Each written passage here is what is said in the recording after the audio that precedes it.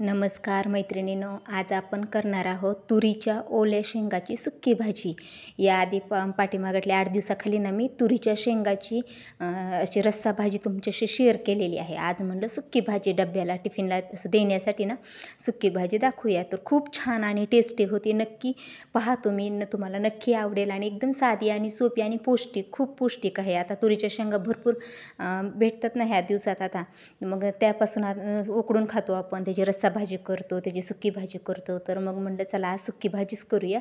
तर इथे ना तुरीच्या शेंगा मी सोलून घेतल्यात. आता ह्या शेंगांना मी धुवून घेते. आता आपण सोलताना त्यात आपल्याकडून कचरा ती गेलेला असतो, मग म्हणून म्हणलं आता पाण्याने स्वच्छ धुवून घेऊयात आपण ते. आता हे स्वच्छ धुवून घेते, पाणी घातलं काढून नितळून घेते आपले तुरीचे जे दाणे आहेत ना ते. आणि आता हे कोरडे करून नितळून घेतलेत फक्त, आपण त्याला काही कोरडे केलेले नाहीत. आता कढई ना कोरड्याच कढईत आपल्याला ते भाजायचे आहेत, तेल वगैरे काही टाकायचं नाही.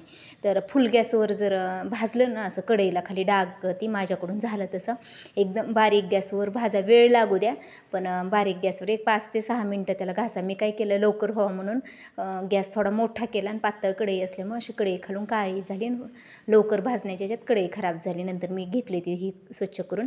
तर नंतर मग स्वच्छ केल्यानंतर त्यात मी ही टाकली, आपली मिरची टाकली, मिरची पण भाजून घेतली आणि तुरीची दाणे पण एक 5-6 मिनटं त्याला बारीक गॅसवर भाजा, छान त्याला डाग पडूस तर मस्त भाजायचे. म्हणजे ती चांगली भाजली म्हणजे आपली भाजी पण खमंग आणि टेस्टी लागते. आणि मिरची भाजून घेतली का नाही मग ती आपल्याला बाधत नाही पोटाला नंतर अशी कच्ची टाकली की, कारण सुक्की भाजी करायची आपल्याला, आपण जास्त वेळ त्याला काही परतणार नव्हतं, नंतर पाणी वगैरे त्याच्यात काहीच वापरणार नव्हतं आपण भाजी करताना. तर मी थंड झाल्यास अगोदर मिरची पेस्ट ते करून घेतली. नंतर आपली तुरीची ते हे ना ते पण करून घेतलं. तुम्ही पाहू शकता किती मोकळं सुटसुटीत झालेलं आहे.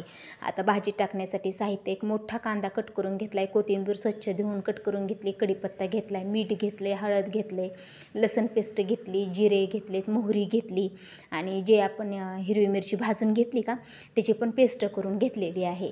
तर तुम्ही ना टोमॅटो टाकायचं असलं तर तुम्ही टाकू शकता, पण मी नाही टाकलं कारण टोमॅटोनं जरा वेगळीच चव येते त्याला, म्हणून मी फक्त कांदा छान लागतो म्हणून मी फक्त कांदाच घेतलेला आहे.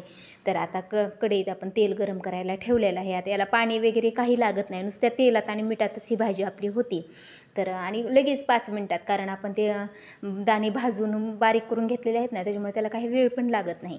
तर आपलं तेल गरम झालं की मोहरी टाकायची, मोहरी तडतडली की जिरे टाकायची, जिरे फुलले की कांदा टाकायचा आणि कांदा टाकला की नंतर गॅस मोठा करायचा, म्हणजे कांदा ना लवकर भाजतो आपला.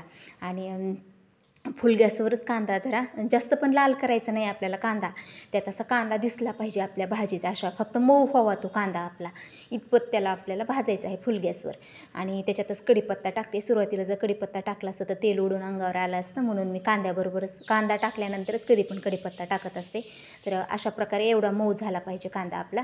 आणि आता याच्यात मी लसूण टाकते आणि लसूण टाकला की नंतर हिरवी मिरचीची पेस्ट आहे का आपली ती पण टाकून घेते आणि हे चांगलं त्याला मिक्स करते, परतून घेते त्याला चांगलं.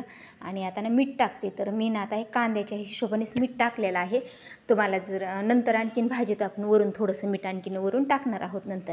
तर मीठ टाकल्यानंतर चांगलं मिक्स करून घेते, एकजीव करून घेते त्याला. तर आपली मिरची थोडी 1 मिनिटभर परतून देते आणखीन तेलात बारीक गॅसवर. आता कोथिंबीर टाकून घेते थोडी आणि हळद टाकते त्याच्यात. हळद टाकल्यास पण त्याला चांगलं मिक्स करून घेते. तर खूप छान होती भाजी, तुम्ही नक्की ट्राय करा, तुम्हाला नक्की आवडेल, मस्त लागते टिफिनला ह्याला देण्यासाठी. ना आता ना आपण हळद मिक्स केली ना की जे आपण तुरीचे दाणे आपण मिक्सरवर बारीक करून घेतलेत का ते टाकायचे. जर तुम्ही कच्चेच दाणे न भाजता मिक्सरवर बारीक केले ना तर ते असे चिकट होतात, आणि असे भाजून जर मिक्सरवर बारीक केले का ना असे मोकळे सुटसुटीत होतात. तुम्ही पाहू शकता किती छान झालेत ते, एकदम मोकळं सुटसुटीत. आणि तुम्ही म्हणसाल हे असं मोकळं कसं, पण आपण त्याच्यात मीठ टाकल्यामुळे तेलात आणि मिठात ना नंतर त्याला पाणी सुटतं. आता वरून मी आणखीन थोडं मीठ टाकते आणि याच्यावर झाकण टाकायचं नाही, याला पाणी टाकायचं नाही, काही नाही. तुम्ही पाहू शकता ते लगेच किती किती मोकळं सुटसुटीत होतं तेल आणि मिठाने, ते एकदम असं मऊ झालेलं आहे. त्याला फक्त 1-2-3 मिनटं बारीक गॅसवर परतायचं, असं सारखं सतत हलवायचं उलटण्याने, नाही तर खाली कढईला चिटकतं. तर आपली भाजी तयार आहे. तुम्ही पाहू शकता किती छान झाली आपली भाजी. ती खूप एकदम साध्या सोप्या पद्धतीनं होती आणि जास्त साहित्य पण लागत नाही, टेस्टला तर खूप छान लागते. तर तुम्ही जर तुम्हाला ही माझी भाजी आवडली असेल तर माझ्या व्हिडिओला लाईक करा, शेअर करा आणि कमेंटमध्ये नक्की सांगा. आणि ज्यांनी माझ्या चॅनलला सबस्क्राईब केलं नाही ना त्यांनी माझ्या चॅनलला सबस्क्राईब करा. आणि तुम्ही पण अशा प्रकारे ही भाजी नक्की ट्राय करून पहा, तुम्हाला नक्की आवडेल.